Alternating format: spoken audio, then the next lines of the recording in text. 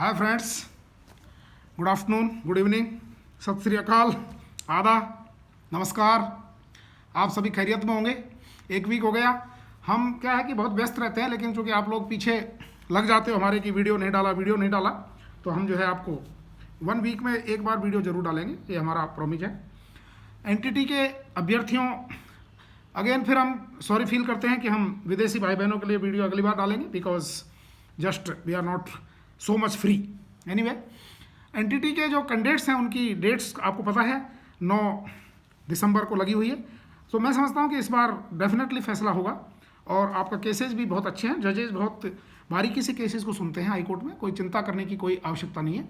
NCT हो, चाहे जम्मू कश्मीर वाले हों, चाहे एनसीटीई वाले हों, हमारा उसमें प्ली यही रहेगा कि नॉमिन कल्चर का केवल डिफरेंस है, बाकी सब चीज़ें ठीक हैं। न्याय जरूर मिलेगा आपको, मुझे पूरी उम्मीद है, क्योंकि अल्टीमेटली जो है हमको न्याय प्रणाली पे भरोसा होना ही चाहिए। और आपके जो संस्थाएं हैं वो रजिस्टर्ड हैं।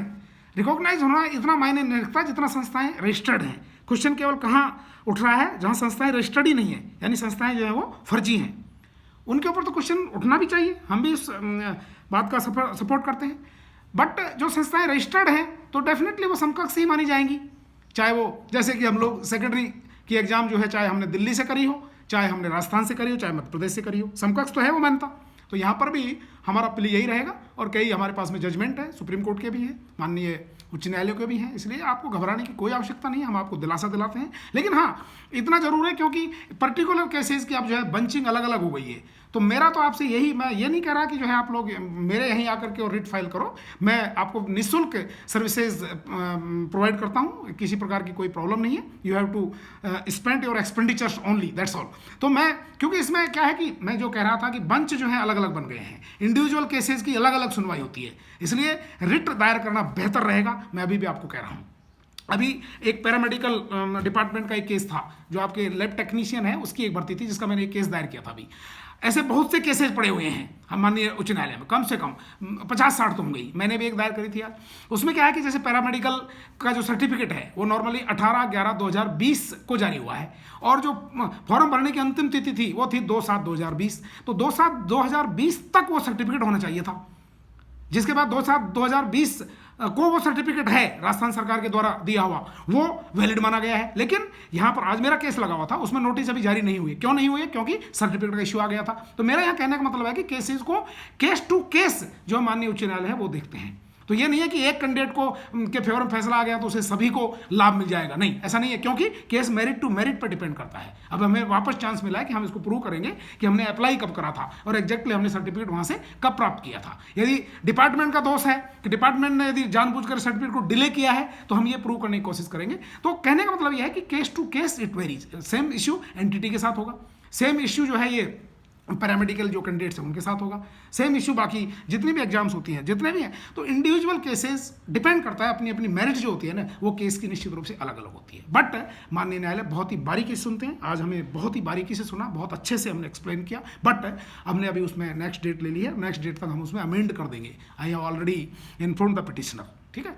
तो आप जो है कुल मिलाकर के और अपने केसेस की मेरिट को जरा ढंग से देख लें। किसी को कोई डाउट है तो हमसे आकर के डिस्कस कर लें, मोबाइल पर डिस्कस कर लें, फ़ोन पर डिस्कस कर लें, और अपने डॉक्यूमेंट्स हमको भेज सकते हैं, आके मिल सकते हैं हमारे ऑफिस में। पता हमारा वही है, A21 आशीष विहार, जगतपुरा, जयपुर, ये हमारा ऑफिस है। और हमारे मोबाइल नंबर वही है 95 092 96 96 5।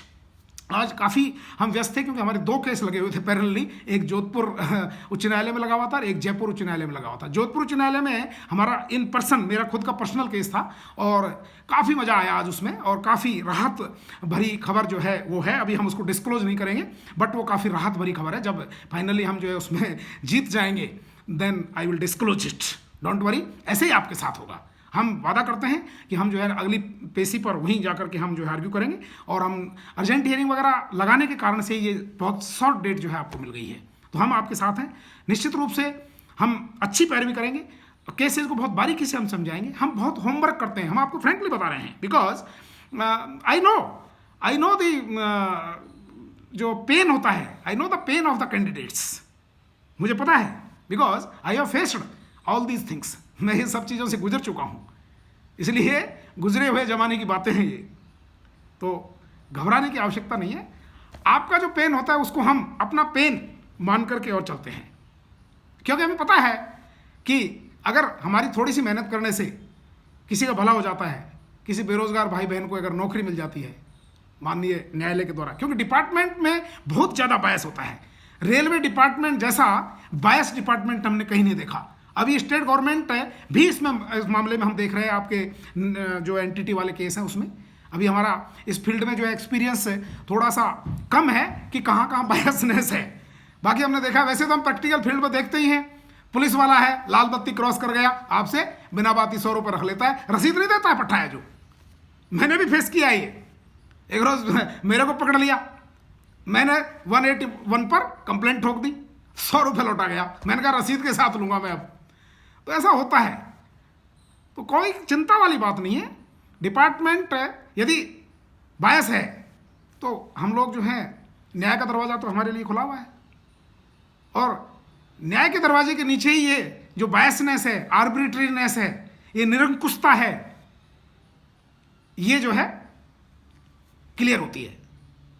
जब तक जो है डिपार्टमेंट के लोगों को, डिपार्टमेंट के जो बायस अधिकारी हैं, कई तो इनमें भ्रष्टाचार के कारण से बायस होते हैं, जब तक इनके अच्छे से जो है डंडा नहीं पड़े, मैं देसी भाषा में कहूँगा, क्योंकि आप लोगों के साथ वास्तव में अन्याय होता है। कोर्ट का डंडा पड़ता है, ये लोग जो है धराशायी हो जाते हैं। खैर एनीवे, ये सिस्टम है, कुछ कर नहीं सकते, बट अपने अपने हौसले बुलंद रखिए, पॉजिटिव थिंकिंग रखिए। भगवान के घर देर है, अंधेर नहीं है। मैंने आज ये जोधपुर के प्रकरण में, मेरे खुद के प्रकरण में महसूस किया, रेलवे डिपार्टमेंट को बहुत बढ़िया जो है डंडा दिया गया है, और 3 वीक का टाइम दिया गया है।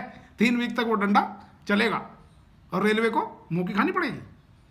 इसलिए चिंता करने की कोई आवश्यकता नहीं है। Be very happy, be very bold, be very energetic.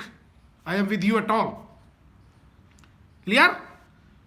सो हमारे वीडियो को लाइक करें, सब्सक्राइब करें, और सभी तक इसको जरा फैलाएं।